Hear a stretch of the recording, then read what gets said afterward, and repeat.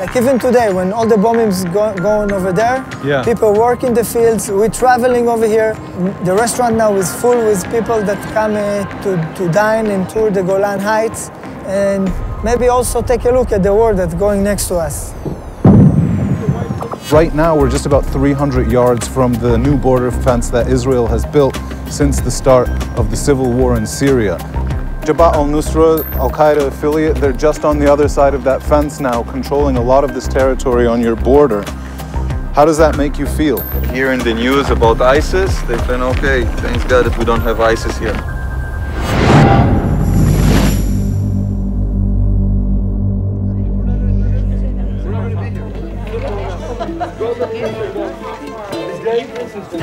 This is one of the top tourist destinations in the Israeli-controlled Golan Heights. Up here, on a clear day like today, there's a great view of volcanic hills, sprawling vineyards, and Syria's civil war.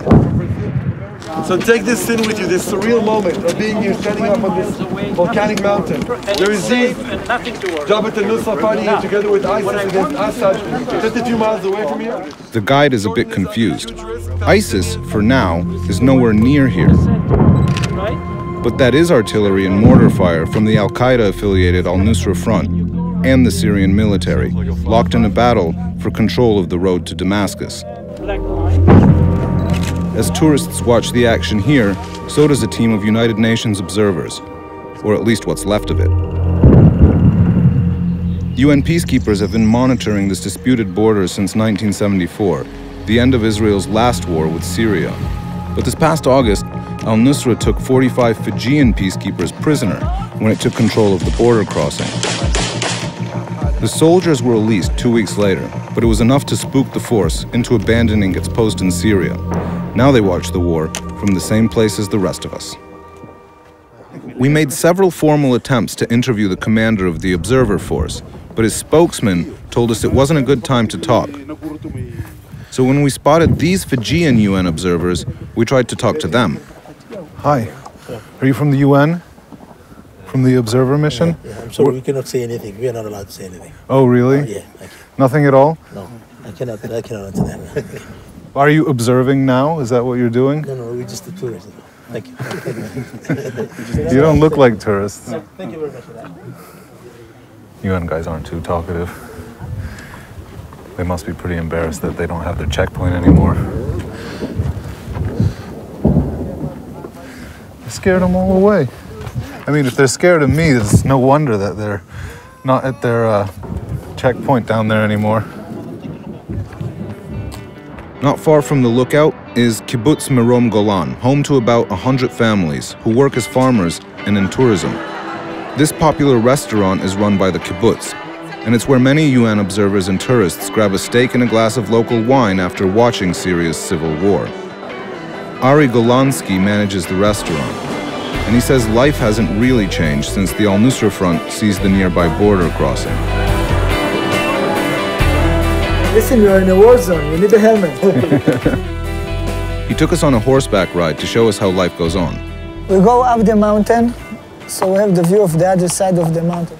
Giddy up. No, they don't know this. This car literally has a mind of its own.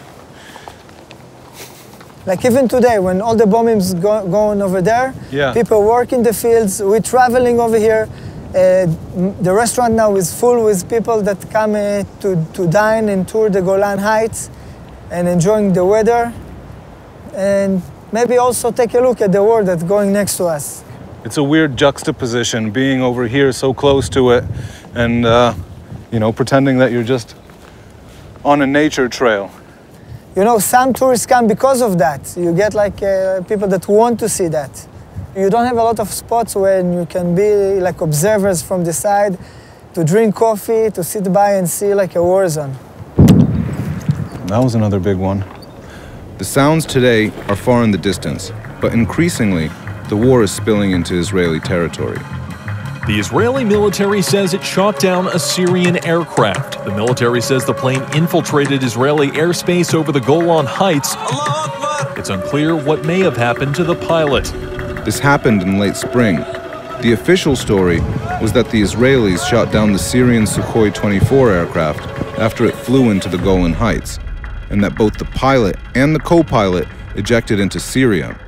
But Ari says he and his neighbors saw what really happened. Yeah, they survived and then they were treated here and go back to Syria after that. So they landed on the Israeli side? Yeah.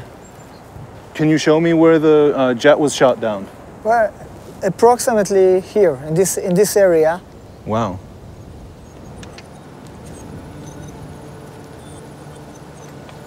Okay. That was a big one. Beautiful scenery, huh? Have you ever had any shells come down in this area? Yeah, a few. During the night, we never saw during the day. And here you see the crater of a missile that landed here a while back. Oh, this is the crater from a missile. Yeah, well, what can be done about this massive civil war in Syria?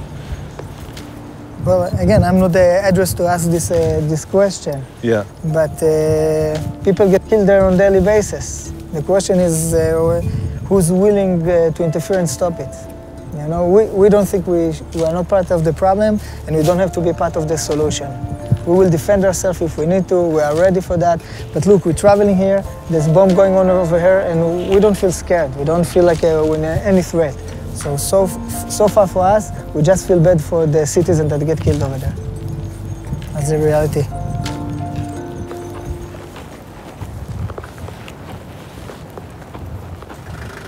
A few miles from the kibbutz is an abandoned Syrian military training facility. A friend of Ari's brings us to the roof after warning about possible sniper fire. I thought we weren't supposed to go out on the roof. We're not supposed, but just for a quick view. Jabhat al-Nusra, Al-Qaeda affiliate, they're just on the other side of that fence now, controlling a lot of this territory on your border. How does that make you feel? Hearing the news about ISIS, they think, okay, thanks God that we don't have ISIS here. And if Al-Qaeda call ISIS crazy, yeah. So we said, okay. We'd rather have them. Yeah. Everything is relative, huh? Yeah. It seems like that for them also keeping the border quiet, it's a common entrance. Right now, we're just about 300 yards from the new border fence that Israel has built since the start of the civil war in Syria. There's an Israeli flag on this side over here, a minefield left over from the wars with Syria in the 60s and 70s.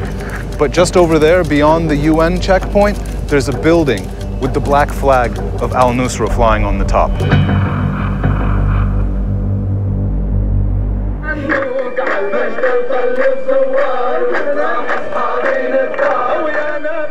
نروح الزيارة على الشام بس صارت بحالتين يوم توفى الوالد والوالدة بس إمكانيات بس بحالات الوفاة يعني يسمحوا لنا يعني كانوا متوفيين له شهرين تقريبا لرحت أنا